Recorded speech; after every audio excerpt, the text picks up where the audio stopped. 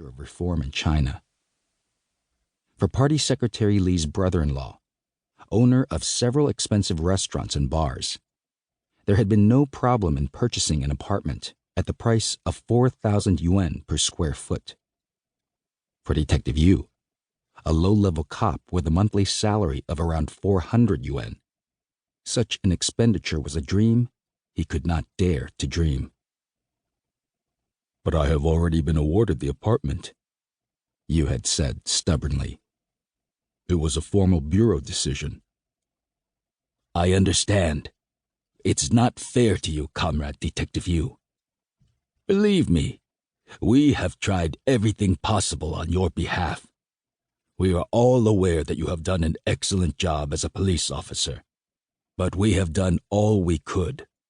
We are sorry."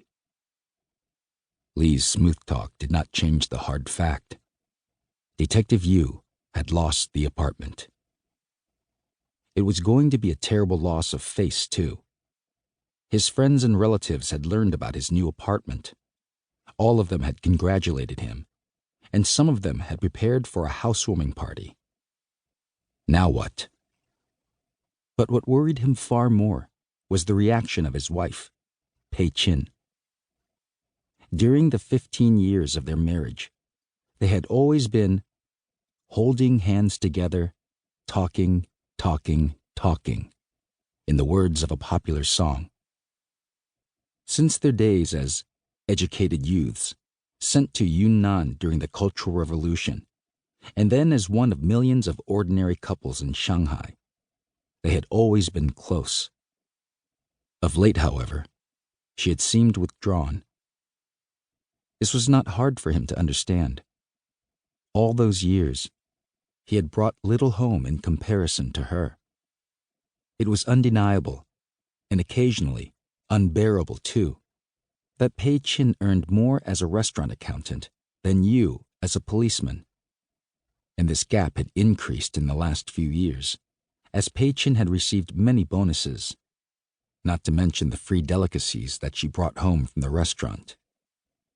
The initial announcement about the apartment had momentarily pulled him up a peg or two, so to speak, in both their estimations. She had been ecstatic, telling everybody about the apartment he had been given because of his excellent work. Since they got the bad news, though, she had hardly spoken. He contemplated this, the cigarette burning down between his fingers.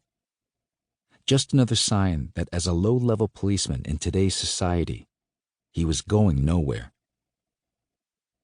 In his father's days, Old Hunter, a cop too, had at least enjoyed the dignity of being part of the proletarian dictatorship and the knowledge of being equal in material terms with everybody else in an egalitarian society. Now in the 90s, it was a changed world. One's value was one's money. Comrade Deng Xiaoping had said, "Some should be allowed to get rich first." Some did, absolutely. And in this socialist country, becoming rich now meant becoming glorious. As for those who did not become rich, no matter how hard they worked, the People's Daily had no comment. A conscientious cop, Detective Yu did not have so much as a room of his own, although he was already in his early 40s. The one single room in which he had lived with Pei Qin and their son Qin Qin since their return to the city in the early 80s, had originally been a dining room in the wing of the house that had been assigned to Old Hunter in the early 50s. Pei Qin had not really complained, but after this apartment fiasco, her silence spoke volumes.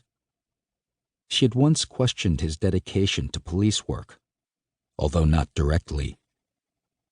In this time of economic reform, it was possible for people to make their own career choices, even if some paths involved risk. As a cop, Yu had his iron rice bowl, which, for many years, had meant lifelong job security in Chairman Mao's communist utopia. The iron, unbreakable,